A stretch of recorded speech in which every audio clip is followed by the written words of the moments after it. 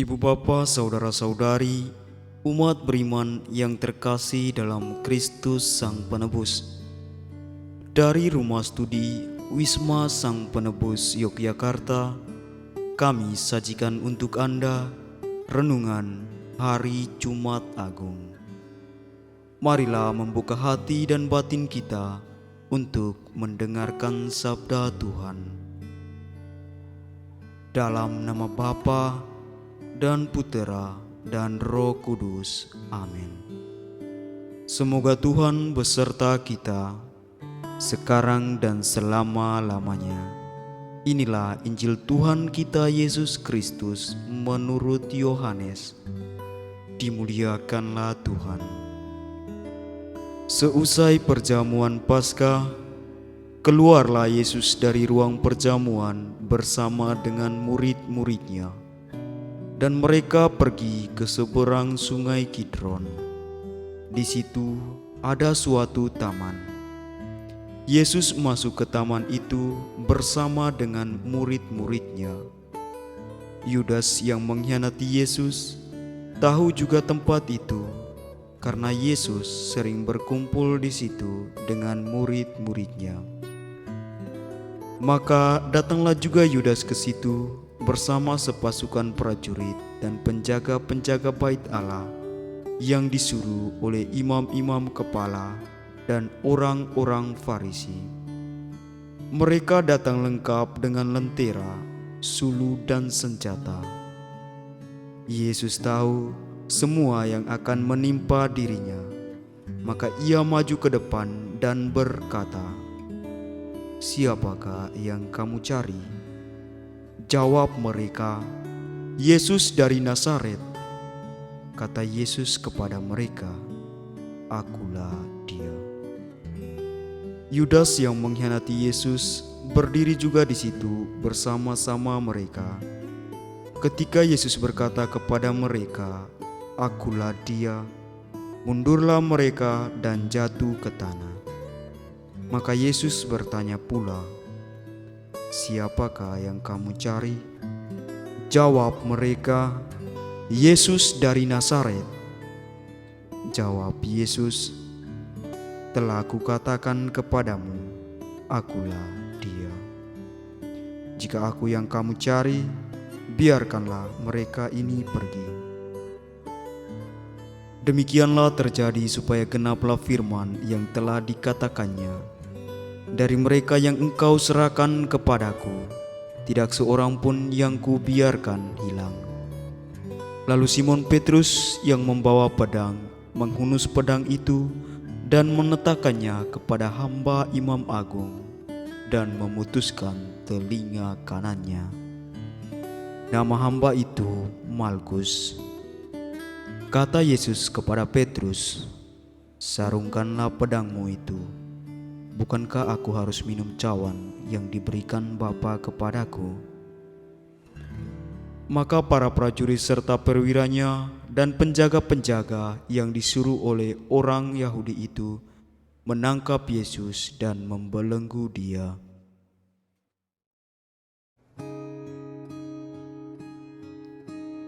Lalu mereka membawa Yesus mula-mula kepada Hanas, karena Hanas adalah mertua Kayafas yang pada tahun itu menjadi imam agung. Dan Kayafaslah yang telah menasihatkan kepada orang-orang Yahudi, adalah lebih berguna jika satu orang mati untuk seluruh bangsa. Simon Petrus dan seorang murid lain mengikuti Yesus. Murid itu mengenal imam agung, dan ia masuk ke halaman istana imam agung itu. Tetapi Petrus tinggal di luar dekat pintu. Maka murid lain tadi yang mengenal imam agung kembali keluar bercakap-cakap dengan perempuan penjaga pintu, lalu membawa Petrus masuk. Maka kata perempuan penjaga pintu itu kepada Petrus, "Bukankah engkau juga murid orang itu?" Jawab Petrus, "Bukan." Sementara itu hamba-hamba dan para penjaga bait Allah telah memasang api arang, sebab hawa dingin waktu itu, dan mereka berdiri berdiam di situ. Petrus pun berdiri berdiam bersama-sama dengan mereka. Maka mulailah Imam Agung menanyai Yesus tentang para murid dan tentang ajarannya. Jawab Yesus kepadanya, "Aku berbicara terus terang kepada dunia. Aku selalu mengajar di rumah-rumah ibadat dan bait Allah, tempat orang-orang Yahudi berkumpul. Aku tidak pernah berbicara sembunyi-sembunyi. Mengapakah engkau menanyai aku? Tanyailah mereka yang telah mendengar apa yang kukatakan kepada mereka. Sungguh, mereka tahu apa yang kukatakan." Ketika Yesus berkata demikian, seorang penjaga yang berdiri di situ menampar muka Yesus sambil berkata, "Begitukah jawabmu kepada Imam Agung?" Jawab Yesus kepadanya, "Jikalau kataku itu salah, tunjukkanlah salahnya. Tetapi jikalau benar, mengapa engkau menampar aku?" Lalu Hanas mengirim Yesus terbelenggu kepada Kayafas, Imam Agung. Simon Petrus masih berdiri berdiam. Kata orang-orang itu kepadanya, "Bukankah engkau juga seorang murid Yesus?" Petrus menyangkalnya, katanya, "Bukan." Salah seorang hamba Imam Agung, keluarga dari hamba yang telinganya dipotong Petrus, berkata kepadanya, "Bukankah engkau kulihat di taman itu bersama dengan Yesus?" Maka Petrus menyangkal lagi, dan ketika itu berkokoklah ayam. Keesokan harinya, mereka membawa Yesus dari istana Kayafas ke gedung pengadilan. Ketika itu hari masih pagi. Mereka sendiri tidak masuk ke gedung pengadilan itu supaya jangan menajiskan diri, sebab mereka hendak makan Paskah. Sebab itu Pilatus keluar mendapatkan mereka dan berkata, "Apakah tuduhanmu terhadap orang ini?" Jawab mereka kepadanya, "Jikalau ia bukan penjahat, kami tidak menyerahkannya kepadamu." Kata Pilatus kepada mereka, "Ambillah dia dan hakimilah dia menurut hukum Tauratmu." Kata orang-orang Yahudi itu, "Kami tidak diperbolehkan membunuh seseorang." Demikianlah terjadi supaya genaplah firman Yesus yang dikatakannya untuk menyatakan bagaimana ia akan mati. Maka kembalilah Pilatus ke dalam gedung pengadilan, lalu memanggil Yesus dan bertanya kepadanya, "Engkau inikah raja orang Yahudi?" Jawab Yesus, "Dari hatimu sendirikah engkau katakan hal itu? Ataukah orang lain yang mengatakan kepadamu tentang aku?" Kata Pilatus, "Orang Yahudikah aku? Bangsamu sendiri dan imam-imam kepala telah menyerahkan engkau kepadaku. Apakah yang telah engkau perbuat?" Jawab Yesus, "Kerajaanku bukan dari dunia ini. Jika kerajaanku dari dunia ini, pasti hamba-hambaku sudah melawan, supaya aku jangan diserahkan kepada orang Yahudi. Akan tetapi, kerajaanku bukan dari sini."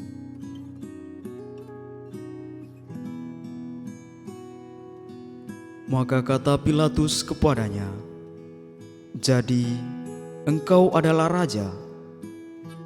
Jawab Yesus, "Seperti yang kau katakan, aku adalah raja.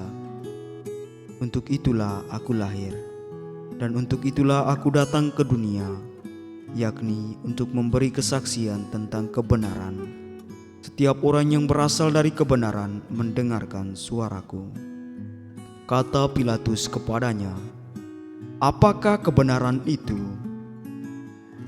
Sesudah mengatakan demikian, Pilatus keluar lagi mendapatkan orang-orang Yahudi dan berkata kepada mereka, Aku tidak mendapati kesalahan apapun padanya, tetapi padamu ada kebiasaan bahwa pada hari raya Paskah aku membebaskan seorang bagimu. Maukah kamu supaya aku membebaskan raja orang Yahudi ini bagimu?" Mereka pun berteriak, "Jangan dia, melainkan Barabas." Barabas adalah seorang penyamun. Lalu Pilatus mengambil Yesus dan menyuruh orang menyesah dia. Prajurit-prajurit menganyam sebuah mahkota duri dan menaruhnya di atas kepala Yesus. Mereka mengenakan jubah ungu padanya, dan sambil maju ke depan mereka berkata, "Salam, hai Raja orang Yahudi." Lalu mereka menampar wajah Yesus.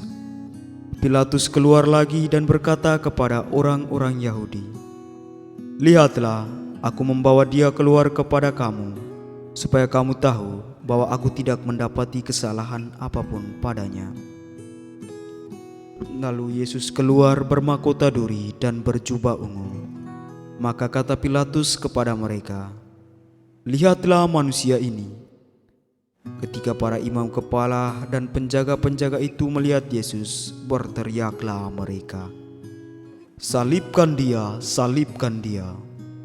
Kata Pilatus kepada mereka, "Ambil saja sendiri dan salibkanlah dia, sebab aku tidak mendapati kesalahan apapun padanya." Jawab orang-orang Yahudi itu kepadanya, "Kami mempunyai hukum, dan menurut hukum itu ia harus mati, sebab ia menganggap dirinya sebagai anak Allah." Ketika Pilatus mendengar perkataan itu, bertambah takutlah ia. Lalu ia masuk pula ke dalam gedung pengadilan dan berkata kepada Yesus, "Dari manakah asalmu?" Tapi Yesus tidak memberi jawab apapun padanya. Maka kata Pilatus, "Tidakkah engkau mau berbicara dengan aku? Tidakkah engkau tahu bahwa aku berkuasa untuk membebaskan engkau dan berkuasa juga untuk menyalibkan engkau?" Yesus menjawab, "Engkau tidak mempunyai kuasa apapun terhadap aku, jikalau kuasa itu tidak diberikan dari atas. Sebab itu, dia yang menyerahkan aku kepadamu lebih besar dosanya." Sejak itu, Pilatus berusaha untuk membebaskan Yesus, tetapi orang-orang Yahudi berteriak, "Jikalau engkau membebaskan dia, engkau bukanlah sahabat Kaisar. Setiap orang yang menganggap dirinya raja melawan Kaisar." Ketika mendengar perkataan itu, Pilatus menyuruh Yesus keluar. Lalu ia duduk di kursi pengadilan di tempat yang bernama Litos Rotos, dalam bahasa Ibrani Gabata. Hari itu ialah hari persiapan Paskah, kira-kira jam 12. Kata Pilatus kepada orang-orang Yahudi itu, "Inilah rajamu." Mereka berteriak, "Enyahkan dia, enyahkan dia, salibkan dia." Kata Pilatus kepada mereka, "Haruskah aku menyalibkan rajamu?" Jawab imam-imam kepala, "Kami tidak mempunyai raja selain Kaisar." Akhirnya Pilatus menyerahkan Yesus kepada mereka untuk disalibkan, dan mereka menerima Yesus. Sambil memikul salibnya, Yesus dibawa keluar kota ke tempat yang bernama Tengkorak, dalam bahasa Ibrani Golgota. Di situ Yesus disalibkan, dan bersama dengan dia disalibkan juga dua orang lain, sebelah menyebelah, Yesus di tengah-tengah. Pilatus menyuruh memasang juga tulisan di atas kayu itu, bunyinya, "Yesus orang Nazaret, Raja orang Yahudi." Banyak orang Yahudi membaca tulisan itu, sebab tempat Yesus disalibkan itu letaknya dekat kota. Dan kata-kata itu tertulis dalam bahasa Ibrani, Latin, dan Yunani. Maka kata imam-imam kepala kepada Pilatus, "Jangan engkau menulis Raja orang Yahudi," tapi ia mengatakan, "Aku adalah Raja orang Yahudi." Jawab Pilatus, "Apa yang kutulis tetap tertulis." Setelah prajurit-prajurit menyalibkan Yesus, mereka mengambil pakaian Yesus lalu membaginya menjadi 4 bagian, masing-masing prajurit 1 bagian. Jubah Yesus pun mereka ambil, tapi jubah itu tidak berjahit. Dari atas sampai ke bawah merupakan 1 tenunan utuh. Karena itu mereka berkata seorang kepada yang lain, "Janganlah kita membagi jubah ini menjadi beberapa potong, tetapi baiklah kita membuang undi untuk menentukan siapa yang akan mendapatkannya." Demikianlah terjadi supaya genaplah yang ada tertulis dalam kitab suci, "Mereka membagi-bagi pakaianku di antara mereka dan membuang undi atas jubahku." Hal itu telah dilakukan oleh prajurit-prajurit itu. Di dekat salib Yesus berdirilah ibu Yesus dan saudara ibunya, Maria istri Kleopas dan Maria Magdalena. Ketika Yesus melihat ibunya dan murid yang dikasihi di sampingnya, berkatalah ia kepada ibunya, "Ibu, inilah anakmu." Dan kemudian katanya kepada murid itu, "Inilah ibumu." Dan sejak saat itu, murid itu menerima Maria di dalam rumahnya. Sesudah itu, karena Yesus tahu bahwa segala sesuatu telah selesai, berkatalah ia supaya genaplah yang ada tertulis dalam kitab suci, "Aku haus." Di situ ada suatu buli-buli penuh anggur asam. Maka mereka mencucukkan bunga karang pada sebatang hisop, mencelupkannya dalam anggur asam itu, lalu mengunjukkannya ke mulut Yesus. Sesudah meminum anggur asam itu, berkatalah Yesus, "Sudah selesai." Lalu Yesus menundukkan kepala dan menyerahkan nyawanya. Karena hari itu adalah hari persiapan Paskah, dan supaya pada hari Sabat mayat-mayat itu tidak tinggal tergantung pada kayu salib, sebab Sabat itu adalah hari yang besar, maka datanglah orang-orang Yahudi kepada Pilatus dan meminta kepadanya supaya kaki orang-orang itu dipatahkan dan mayat-mayatnya diturunkan. Maka datanglah prajurit-prajurit lalu mematahkan kaki orang yang pertama dan kaki orang yang lain yang disalibkan bersama-sama dengan Yesus. Tetapi ketika mereka sampai kepada Yesus dan melihat bahwa ia telah mati, mereka tidak mematahkan kakinya. Tetapi seorang dari antara prajurit itu menikam lambung Yesus dengan tombak, dan segera mengalirlah darah serta air keluar. Dan orang yang melihat sendiri hal itu yang memberi kesaksian ini, dan benarlah kesaksiannya. Dan ia tahu bahwa ia mengatakan kebenaran, supaya kamu juga percaya. Sebab hal itu terjadi supaya genaplah yang tertulis dalam kitab suci, "Tidak ada tulangnya yang akan dipatahkan." Dan nas lain yang mengatakan, "Mereka akan memandang dia yang telah mereka tikam." Sesudah itu, Yusuf dari Arimatea, seorang murid Yesus tetapi sembunyi-sembunyi karena takut kepada orang-orang Yahudi, meminta kepada Pilatus supaya ia diperbolehkan menurunkan jenazah Yesus. Pilatus meluluskan permintaan Yusuf. Maka datanglah Yusuf dan menurunkan jenazah Yesus. Juga Nikodemus datang di situ. Dialah yang dulu datang malam-malam kepada Yesus. Ia membawa campuran minyak mur dengan minyak gaharu, kira-kira 50 kati beratnya.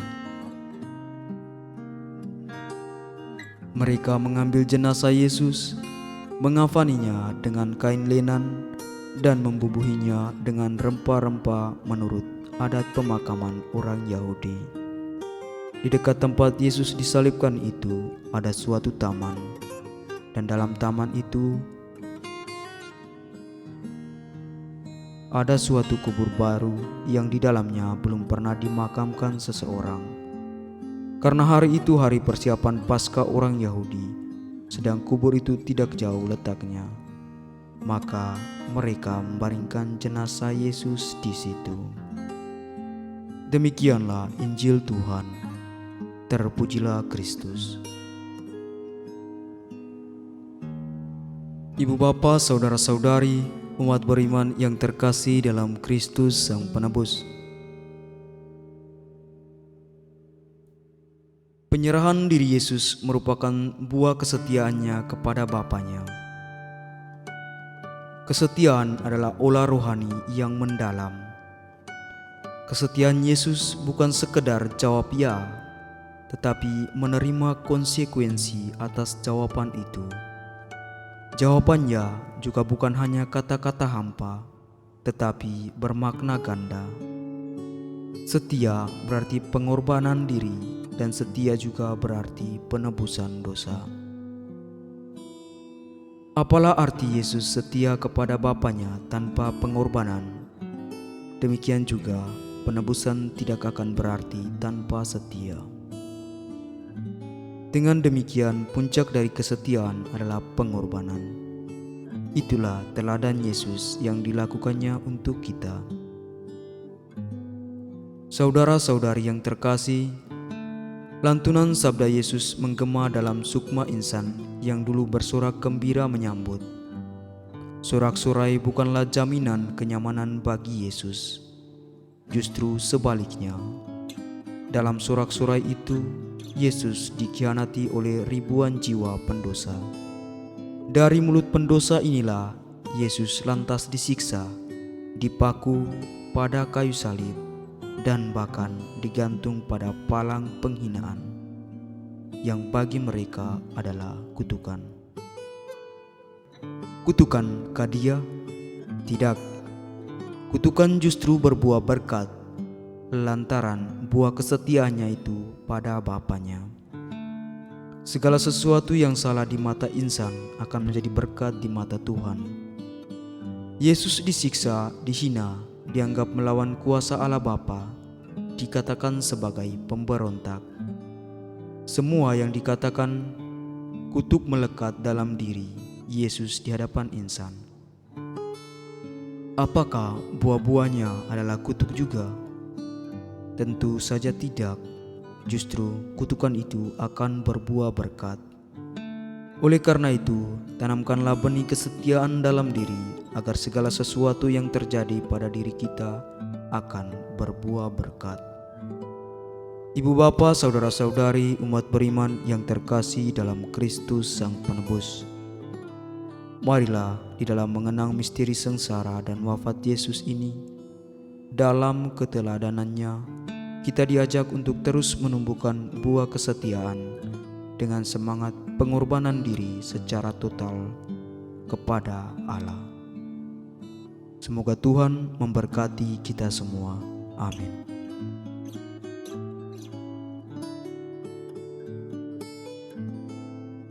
Marilah kita berdoa. Allah yang kekal dan kuasa, Engkau telah memulihkan kebahagiaan kami berkat wafat dan kebangkitan putra-Mu.